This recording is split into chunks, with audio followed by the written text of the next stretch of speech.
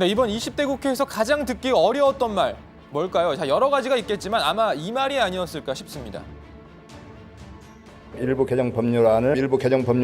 일부 개정 법률안을 의결하도록 하겠습니다. 투표해 주시기 바랍니다. 일부 개정 법률안 대안은 가결되었음을 선포합니다. 자, 바로 이겁니다. 이 법안 가결하는 바로 이 소리. 자, 오늘 오랜만에 국회 본회의장에서 이 말 들을 수 있었습니다. 법안 160여 개가 본회의에서 처리가 됐습니다. 대부분 여야 간 이견이 거의 없는 이른바 비쟁점 법안들이었습니다. 이번 20대 국회 여러모로 역대 최악이라는 평가를 받고 있지만 무엇보다도 이 법안 처리율이 정말 최악입니다. 민주화 이후 그러니까 13대 국회 이래로만 따져봐도 법안 처리율이 가장 낮습니다. 30%가 채 안 됩니다. 오늘 법안 160여 개 무더기로 처리시키면서 처리율 조금 올라갔겠지만 큰 변동은 아마 없을 겁니다. 지난 월요일 민주당 이인영 원내대표도 교섭단체 대표연설을 통해 이렇게 자성했습니다. 20대 국회의 법안 처리율은 고작 28.5%에 불과합니다. 역대 최저의 참담한 수준입니다. 국민의 눈에는 일하지 않고 놀고 있는 모습으로 보일 뿐입니다. 때가 되면 정시에 회의가 개최되고 법안이 자동으로 상정되며 무조건 일하는 시스템으로 바꿔야 합니다. 자, 이인영 원내대표뿐이겠습니까? 자, 이 일하는 국회 만들자는 목소리 이미 여러 차례 여러 의원들이 언급한 바 있습니다. 정의당 윤소아 원내대표는 한때 매일 일 좀 하자 이렇게 외친 바도 있습니다. 일하는 국회, 민생 국회를 만들기 위한 제도 만들겠습니다. 국회 제발 일 좀 합시다. 제발 국회에서 일 좀 합시다. 제발 국회에서 일 좀 하자고 외치고 또 호소했습니다. 자, 이 누구 탓이냐를 떠나서 참 공허하게 느껴집니다. 국회의원 3선에 청와대 정무수석까지 지냈던 유인택 국회 사무총장은 요즘 국회 이렇게 평가했습니다. 최악의 국회다 이런 표현도 있었습니다. 거기엔 공감하십니까? 예, 그건 공감합니다. 예. 요즘의 정치를 어떻게 평가하십니까? 좀 짧게 말씀해 주십시오. 좀 깝깝합니다. 자, 그런데 이 강효상 의원 당시 이 국감 질의 도중에 갑자기 우리 모두 잘못이라면서 목소리를 높였습니다. 갑자기 분위기 자기 반성의 시간이 된 겁니다. 이런 식으로 우리 국회가 정치인이 저도 부끄럽습니다.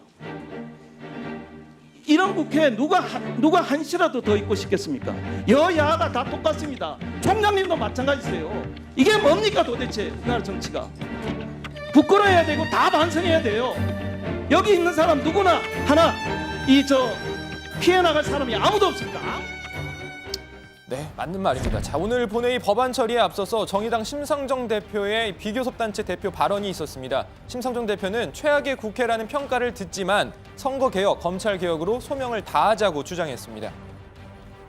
20대 국회를 두고 사상 최악의 국회라는 말이 나옵니다. 하지만 역사에 기록될 20대 국회의 또 다른 모습도 있습니다. 그 하나는 국정농단 세력을 탄핵한 국회라는 것입니다. 그리고 9월 말 역전의 기회가 한 번 더 남아 있습니다. 지난 헌정사에서 그 누구도 성공하지 못했던 개혁, 선거제도 개혁, 검찰 개혁을 이뤄낸 국회로 기록되는 것입니다. 요즘 의원 정수 확대 논의에 다시 불을 지피고 있는 심상정 대표, 오늘 발언에서 국회 개혁 과제도 제안했습니다. 첫째, 국회의원 세비를 최저임금 5배 이내로 제한합시다. 둘째, 의원실 보좌진 수를 현행 9명에서 5명으로 줄이고 대신 국회 내에 보좌 인력 풀제를 도입합시다. 셋째, 셀프 세비 인상, 셀프 외유성 출장, 제19 감사기를 금지하는 셀프 금지 3법을 통과시킵시다. 넷째, 이해충돌 방지법을 도입해서 공직자윤리법을 대폭 강화합시다. 다섯째, 국민이 요구하는 국회의원 국민소환 제도를 도입합시다. 네, 현재 국회의 당면 과제, 바로 이 패스트트랙 신속 처리 안건으로 올라가 있는 선거법 개정안과 이른바 검찰개혁 법안 처리 문제일 겁니다. 여야가 연일 이런저런 형식으로 협의를 이어가고 있지만 이해관계가 얽히면서 의견을 좁히기가 쉽지 않은 상황이죠. 국회의 다른 이름, 바로 입법부입니다. 법을 만드는 곳입니다. 입법부의 역할 다시 한번 되새겨볼 때입니다. 입법부라는 명칭에서도 알 수 있듯이 국회의 가장 중요한 책무는 법을 만드는 일입니다. 스스로 일하는 국회임을 증명하지 못한다면 국민의 신뢰는 더욱 멀어질 것이라고 생각합니다. 네, 이 연말 정기국회가 끝나면 내년부터는 사실상 총선 체제입니다. 더 이상 일을 하고 싶어도 제대로 할 수 없는 시간이죠. 자, 남은 기간이라도 제대로 일하는 모습 볼 수 있었으면 좋겠습니다. 오늘